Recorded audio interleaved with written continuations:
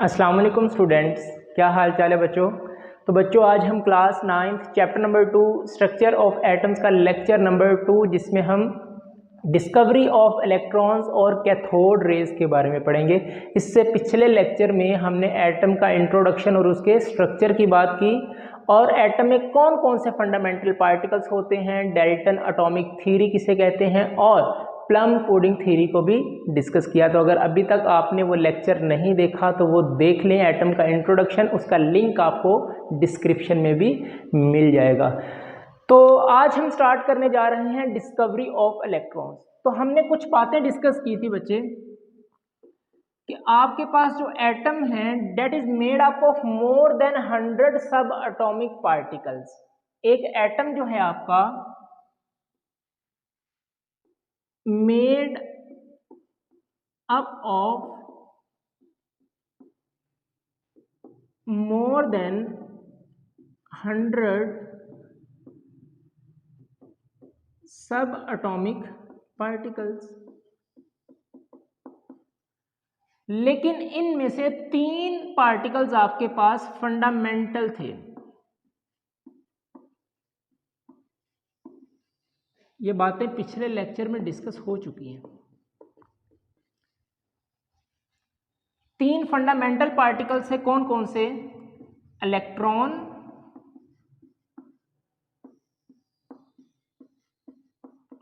Proton और neutron. तो basically बच्चों आज हम इलेक्ट्रॉन की डिस्कवरी के बारे में बात करेंगे। That is the fundamental particle of an atom.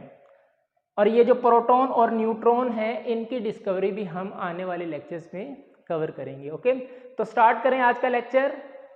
तो बच्चों अगर अभी तक आपने चैनल को सब्सक्राइब नहीं किया तो सब्सक्राइब कर दें, बेल आइकन को दबा दें ताकि आने वाली वीडियोस आप तक पहुंचती रहें और मेरे साथ जुड़े रहें ताकि आपकी केमिस्ट्री परफेक्ट हो जाए। तो हेडिंग लगाएं बच्चों,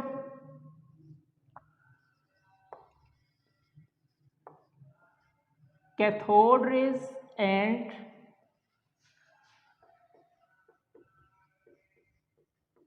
डिस्कवरी ऑफ इलेक्ट्रॉन्स। तो सुनो बच्चों, एक साइंटिस्ट था सर विलियम क्रुक्स। उन्होंने एक एक्सपेरिमेंट परफॉर्म किया था इन 1879 और कुछ बुक्स में इन 1895 भी है। उन्होंने एक एक्सपेरिमेंट किया कि उन्होंने डिस्चार्ज ट्यूब ली और उसमें गैस को फिल किया और उसमें इलेक्ट्रिक करंट को पास करवाया at very low pressure. Okay, तो अब एक्सपेरिमेंट का ऑपरेटस पहले गौर से सुन लें, ठीक है, और एक्सपेरिमेंट स्टार्ट करते हैं। उन्होंने सबसे पहले एक डिस्चार्ज ट्यूब ली। बच्चों जैसे जैसे ये डायग्राम मैं बना रहा हूं आप भी ये डायग्राम बनाएंगे। एग्जामिनेशन पॉइंट ऑफ व्यू से इंपॉर्टेंट है। बच्चे थ्योरी लिखकर आ जाते हैं, डायग्राम नहीं बनाते और उनके मार्क्स कट जाते हैं। ओके, तो इनमें आप इनकी डायग्राम्स भी बनाएंगे। तो बच्चे उसने डिस्चार्ज ट्यूब ली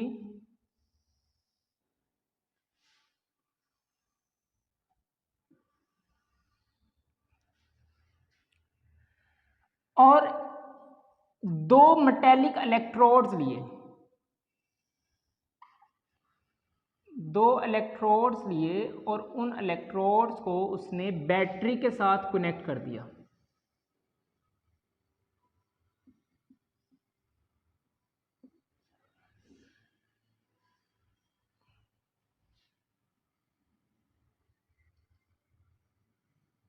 ये देखिए, ये उसने बैटरी लगा दी।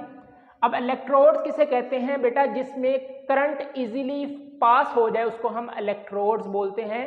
तो एक आपके पास होता है एनोड जिस पर पॉजिटिव चार्ज, मतलब ये पॉजिटिव चार्ज प्लेट है, और एक होता है आपके पास कैथोड और इस पर होता है नेगेटिव चार्ज, मतलब this plate is negatively charged. और इन इलेक्ट्रोड्स को उसने बैटरी के साथ कनेक्ट किया। यहां पर गैस प्रेजेंट है डिस्चार्ज ट्यूब में और बेटा यहां पर ना उसने एक वैक्यूम पंप लगाया था। वैक्यूम पंप का फंक्शन क्या है कि ये प्रेशर को रिड्यूस कर देता है, और वैक्यूम पंप, और यहाँ पर जो प्रेशर था डेट इज 10 की पावर -4 ATM, बहुत लो प्रेशर रखा गया। 10 की पावर -4 का क्या मतलब है? 0.0001 ATM, इतना कम प्रेशर। ओके, अब बेटा यहां पर जैसे ही इसने स्विच ऑन किया, मतलब करंट का फ्लो करवाया, तो करंट का फ्लो होते ही उसने एक चीज ऑब्जर्व की कि कैथोड की सरफेस से कुछ शाइनी रेज इमिट हो रही हैं। मतलब इस कैथोड की सरफेस से कुछ शाइनी रेज इमिट हो रही हैं that travels toward the surface of anode. Current के फ्लो करवाते ही इस नेगेटिव चार्ज प्लेट से कुछ शाइनी रेज इमिट होकर एनोड की तरफ मूव कर रही हैं, और बच्चे इन्हीं रेज को उसने कैथोड रेज का नाम दिया। अब यहां पर पहला क्वेश्चन ये आता है कि सर इन रेज को उसने कैथोड रेज ही क्यों कहा? तो प्यारे बच्चों, उसने इन रेज को कैथोड रेज इसलिए कहा because they were originated from the surface of cathode. देखो यहां पर एक और इलेक्ट्रोड भी तो प्रेजेंट है, एनोड, लेकिन यहां से रेज नहीं निकली। जो रेज निकली वो कैथोड की सरफेस से थी, इसी वजह से उसने इन रेज को कैथोड रेज का नाम दिया। ओके, तो इस तरह करके कैथोड रेज डिस्कवर हुई। तो क्या किया उसने? डिस्चार्ज ट्यूब ली, उसमें मेटेलिक इलेक्ट्रोड्स को रखा और उन इलेक्ट्रोड्स को बैटरी के साथ कनेक्ट करवाया, और प्रेशर कितना रखा? 10 की पावर -4 ATM। और जैसे ही बैटरी को ऑन किया तो करंट के पास होते ही कैथोड सरफेस से, कैथोड प्लेट से, नेगेटिव चार्ज प्लेट से कुछ रेज निकली that travel toward the anode, and these rays were named as cathode rays. Cathode rays की डिस्कवरी के बाद अब बात करते हैं कि इन रेज की प्रॉपर्टीज क्या हैं या इनकी करेक्टरिस्टिक्स क्या हैं। तो इनकी फर्स्ट प्रॉपर्टी है these rays travel in a straight line perpendicular to the surface of cathode. बच्चों इसका क्या मतलब है? देखो ये जो रेज है ये कैथोड की सरफेस से निकली, इसलिए इनको कैथोड रेज कहा। अब ये रेज जो है ये कैथोड की सरफेस, मतलब ये कैथोड की सरफेस है, इसके बिल्कुल परपेंडिकुलर है। बच्चे परपेंडिकुलर का मतलब है 90 का एंगल। तो आप देख रहे हैं ये रेज है और ये आपके पास क्या है? उसकी सरफेस है, तो ये 90 का एंगल बन रहा है। फॉर एग्जांपल आप मेरे इस हैंड को कैथोड की सरफेस कंसीडर करें। अब ये कैथोड की सरफेस है, तो इससे जो कैथोड रेज निकलेंगी वो इस डायरेक्शन में निकलेंगी, ठीक है, बिल्कुल परपेंडिकुलर 90 का एंगल बनाते हुए। तो ये कैथोड की सरफेस से बिल्कुल स्ट्रेट लाइन निकलेंगी to making the angle of 90। It's mean perpendicular to the surface of cathode. Okay, तो इसकी फर्स्ट प्रॉपर्टी। सेकंड क्या है? They can produce a sharp shadow of an opaque object if placed in their path. मतलब अगर कोई आप opaque object, बेटा ऐसा ऑब्जेक्ट जो ट्रांसपेरेंट ना हो, ट्रांसपेरेंट का मतलब आप इधर उधर उसको देख सकते हैं दोनों तरफ, लेकिन अगर आप ओपेक ऑब्जेक्ट जो ट्रांसपेरेंट ना हो वो इन रेज के प्लेस में, इसकी पाथ में रख दें तो उसका शेडो कास्ट करती है। क्या मतलब इसका? देखें, फॉर एग्जांपल सन से रेस आती हैं तो आपका शेडो बनता है कि नहीं? जमीन पर बनता है। सिमिलरली बच्चे अगर कोई ऑब्जेक्ट आप यहाँ पर प्लेस करते हैं, फॉर एग्जांपल ये आपने ऑब्जेक्ट प्लेस किया इन रेस के पाथ में, तो इसका शेडो आपको आगे बढ़ा करके नजर आएगा। ओके, तो कोई भी ओपेक ऑब्जेक्ट इन रेज की पाथ में अगर आप रखोगे तो उसका शेडो सामने फ्लोरेसेंट स्क्रीन पर बनता है। तो सेकंड इसकी प्रॉपर्टी यही है, they can produce a sharp shadow of an opaque object if place in their path. It indicates that they travel in a straight line. ये इस बात की दलील है कि ये आपका स्ट्रेट लाइन में मूव करती हैं। ओके, थर्ड इसकी प्रॉपर्टी है they were deflected toward positive plate, it shows that they are negatively charge. अब बेटा चार्ज की बात आई कि यार इन रेज पर पॉजिटिव चार्ज होगा या नेगेटिव चार्ज होगा। तो उसके लिए उन्होंने एक एक्सपेरिमेंट किया कि इन कैथोड रेज को उन्होंने इलेक्ट्रिक फील्ड के दरमियान से पास करवाया। अब इलेक्ट्रिक फील्ड क्या है बच्चे, इसको मैं यहाँ पर आपको थोड़ा सा कॉन्सेप्ट दे देता हूँ। ये आपके पास है एक पॉजिटिव प्लेट, ये आपके पास है नेगेटिव प्लेट। पॉजिटिव और नेगेटिव प्लेट के दरमियान बेटा इलेक्ट्रिक फील्ड इंड्यूस्ड हो जाती है, ठीक है। इसको आप फिजिक्स में भी बहुत अच्छे से कवर करेंगे। ये पॉजिटिव प्लेट, नेगेटिव प्लेट, इनके दरमियान बेटा ये आपके पास बनेगी इलेक्ट्रिक फील्ड, और ये इलेक्ट्रिक फील्ड लाइंस हैं, और इलेक्ट्रिक फील्ड लाइंस पॉजिटिव से नेगेटिव की तरफ मूव करती हैं, ये आप याद रखेंगे। अब ये इलेक्ट्रिक फील्ड लाइंस और ये इलेक्ट्रिक फील्ड इंड्यूस हुई, तो बेटा इसके सेंटर से आप ये वाली रेज पास करवाएं। ये जो मैं आप बना रहा हूं, दीज आर कैथोड रेज।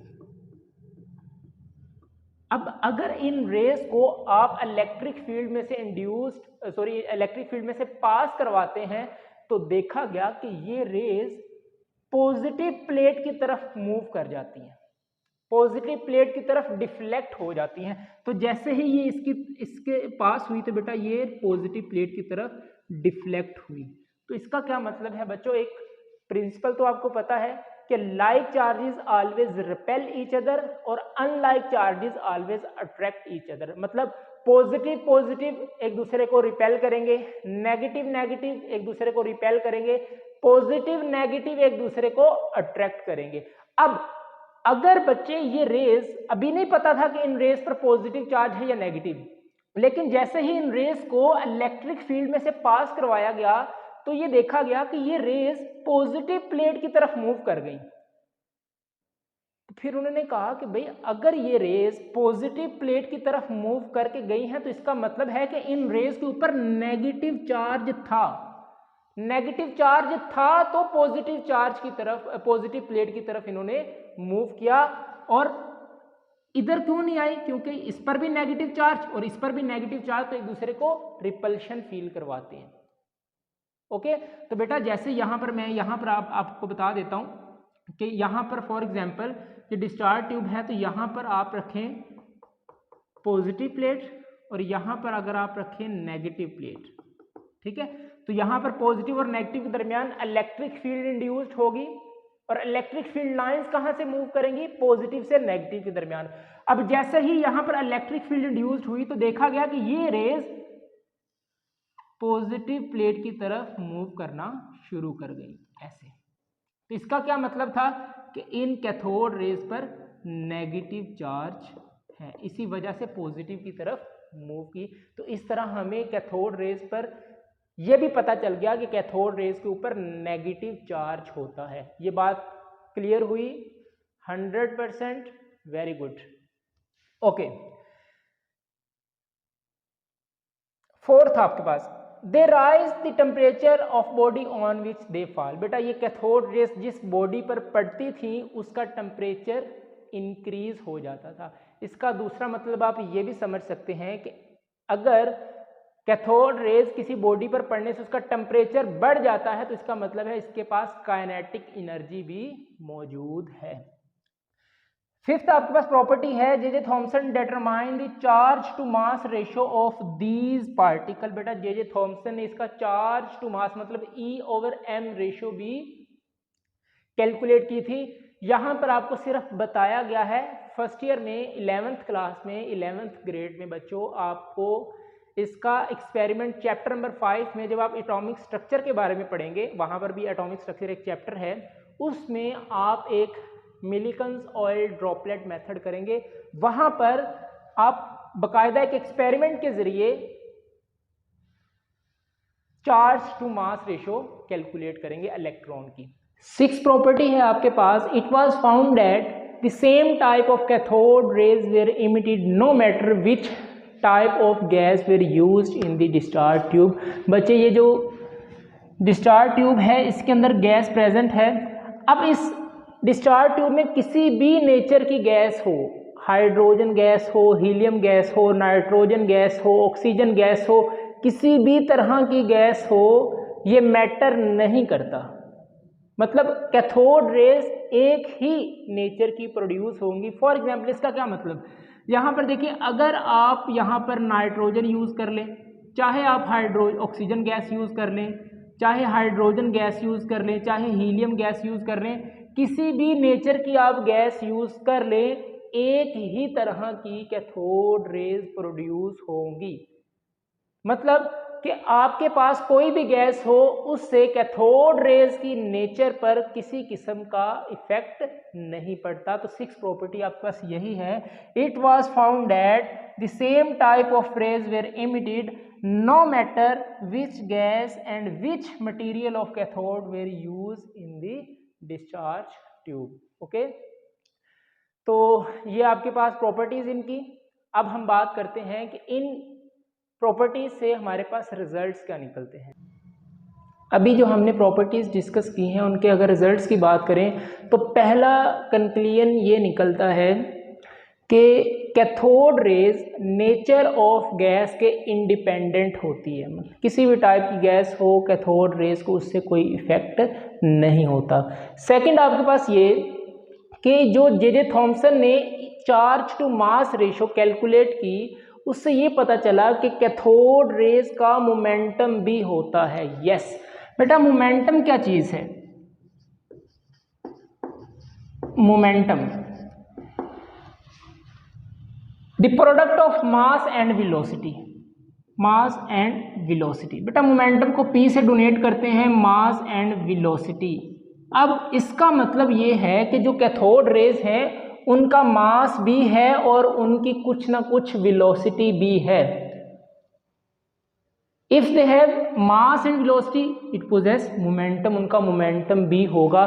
तो इससे ये बात समझ आई कि कैथोड रेज सिर्फ आपके पास रेज नहीं बल्कि मटेरियल पार्टिकल भी होती हैं, और इसको उसने इलेक्ट्रॉन्स का नाम दे दिया।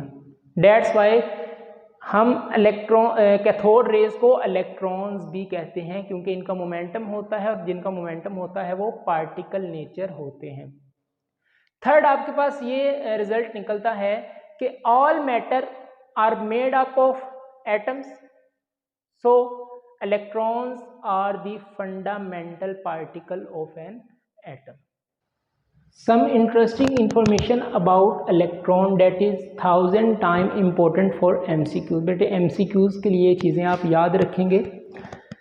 फर्स्ट है आपके पास the term electron was coined by J John Stoney. एक साइंटिस्ट था स्टोनी बेटा, उसने कैथोड रेज को इलेक्ट्रॉन्स का नाम दिया था। कब? 1881 में, इलेक्ट्रॉन से।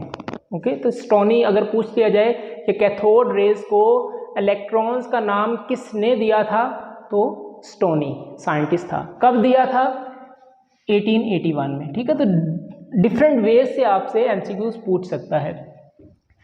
फिर discovered by J Thomson.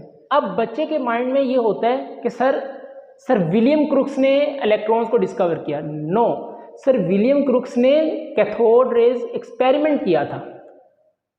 Discharge tube experiment sir William crooks ने किया था, लेकिन उस एक्सपेरिमेंट से इलेक्ट्रॉन्स को डिस्कवर किया था सर जे थॉमसन ने। अब आपसे वो कैसे पूछेगा हु डिस्कवर इलेक्ट्रॉन्स, उसमें एक ऑप्शन वो सर विलियम क्रुक्स का देगा, बच्चे उस पर टिक लगा देते हैं कि यार ये ठीक है। नो सर, विलियम क्रुक्स ने एक्सपेरिमेंट किया था और उस एक्सपेरिमेंट से इलेक्ट्रॉन्स डिस्कवर किए थे सर जे थॉमसन ने। तो ये चीज़ आप याद रखेंगे। और कब किए थे? 1897। ओके, तो 1897 में सर जे थॉमसन ने डिस्चार्ज ट्यूब एक्सपेरिमेंट से इलेक्ट्रॉन्स को डिस्कवर किया था। थर्ड है आपके पास एक्चुअल चार्ज ऑन इलेक्ट्रॉन। बेटा इलेक्ट्रॉन के ऊपर जो एक्चुअल चार्ज होता है वो कितना होता है? -1.602 मल्टीप्लाई 10 की पावर -19 कूलम्स। कूलम्स क्या है आपके पास? ये चार्ज का यूनिट होता है। रिलेटिव चार्ज ऑन इलेक्ट्रॉन, अगर आपसे पूछ ले कि इलेक्ट्रॉन पर रिलेटिव चार्ज कितना होता है तो -1। रिलेटिव मास ऑफ इलेक्ट्रॉन कितना होता है? 9.1095 मल्टीप्लाई 10 की power -31 kg, that is the mass of electron. Symbol की बात करें तो E माइनस इसलिए लिखते हैं, E इलेक्ट्रॉन को रिप्रेजेंट करता है, माइनस क्योंकि इलेक्ट्रॉन पर माइनस चार्ज होता है। Okay, in nuclear reaction the symbol use for electron is this. Charge to mass ratio of an electron, sir J Thomson ने जो E/m रेशियो जो आप प्रॉपर्टीज में भी डिस्कस करके आए हो उसकी वैल्यू कितनी होती है, -1.785 मल्टीप्लाई 10⁻11 कूलम पर kg। And all electrons are identical, तमाम इलेक्ट्रॉन्स एक ही तरह के होते हैं। तो इस डेटे को जो मैंने आपके लिए कलेक्ट किया है बेटा MCQs के लिए आप इसको याद रखेंगे, आप इसको अपने नोट्स में उतारें। ओके, तो होप सो आपको ये लेक्चर समझ आ गया होगा। किसी भी किस्म का आपके माइंड में क्वेश्चन हो आप कमेंट सेक्शन में पूछ सकते हैं। नमाज पढ़ते रहें, कुरान पाक की तिलावत करते रहें। मिलते हैं नेक्स्ट वीडियो में। All the very best. अल्लाह हाफिज़।